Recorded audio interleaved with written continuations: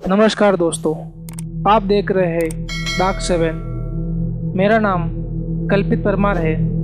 मैं पेशे से एक डॉक्टर हूँ। मेरा क्लिनिक सरदार पटेल चौक में है। मैं मेरठ से हूँ। 3 साल पहले जब मेरी शादी हुई थी तब मेरी डॉक्टरी का काम अच्छा चल रहा था, इसलिए मेरे पास पैसों की कोई कमी नहीं थी, पर शांत जगह पर रहना चाहता था, इसलिए शहर से थोड़ी दूर घर ले लिया। सुबह शाम आधा आधा घंटा ड्राइव करने पर घर आना जाना होता था। ये बात 1 साल पहले की है। रात का वक्त था।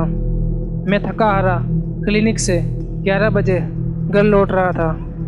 तभी अचानक मेरी गाड़ी के सामने एक बकरी आ गई, तो मैंने ज़ोर से ब्रेक लगा दी। बकरी ने अपना मुंह गाड़ी की तरफ पलटाया तो मैं देखकर चौंक गया। मैंने देखा कि बकरी ने अपने मुंह में एक खोपड़ी दबोच रखी है। मैं ये देखकर दंग हो चुका था, क्योंकि बकरी कभी ऐसी चीज़ें छूती तक नहीं है। मैंने रिवर्स गियर लगाया और गाड़ी पीछे भगाने लगा। वो बकरी धीरे धीरे बड़ी होने लगी थी और मेरी रिवर्स में पीछे भागती कार की ओर भागने लगी। मैं डर के मारे बावला हो गया था और बच्चों की तरह चीखने लगा। लगभग 70 मीटर तक मेरे पीछे भागने के बाद वो बड़ी हुई बकरी एक चुड़ैल का रूप ले लिया और फिर मेरी तरफ दौड़ने लगी।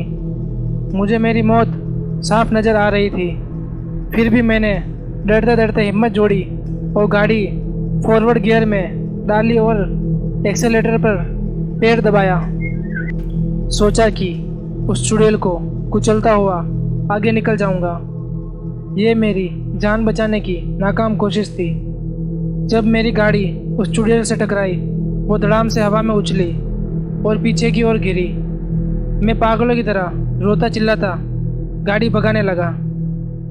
तभी मेरे होश उड़ गए। मैंने कार में लगे कांच को देखा तो वो चुड़ैल मेरी कार के बैक सीट पर बैठी हुई थी और मुझे घूरे जा रही थी।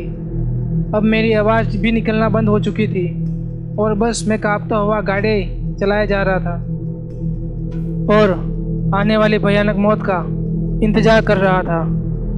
तभी वो चुड़ैल पिछली सीट से गायब होकर मेरे बगल वाली सीट पर बैठ गई। मैं नज़र घुमाकर उसकी ओर देख भी नहीं रहा था। मैं पूरी तरह से सदमे में था। मैं सीधा सामने की ओर गाड़ी चलाया जा रहा था। मेरा दिल तब बैठ गया जब उस डरावनी चुड़ैल ने अपने हाथों से गाड़ी में बैठे बैठे अपना सिर शरीर से अलग कर दिया और मुझे देने लगी और विकराल आवाज़ में बोली, ये ले लो, इसे संभाल कर रखना, मैं वापस इसे लेने आऊँगी। अब मैं तकरीबन खुद को मरा हुआ मान चुका था और मैंने गाड़ी की ब्रेक को जोर से दबाया। गाड़ी पूरी तरह घूम गई। गाड़ी का दरवाज़ा खोलकर मैं पागल जानवरों की तरह भागने लगा। वो मेरे पीछे आ रही है या नहीं, यह देखने की भी मेरी हिम्मत नहीं हो रही थी। तकरीबन 1 किलोमीटर तक भागने के बाद मेरा गला सूख गया था और अचानक ठोकर खाकर मैं रोड पर धड़ाम से गिर चुका था। सुबह में जब मेरी आँख खुली तो मैंने देखा कि मैं अपनी गाड़ी के अंदर था और उसी रोड के किनारे मेरी गाड़ी खड़ी हुई थी और रोड पर लोग फिरने लगे थे।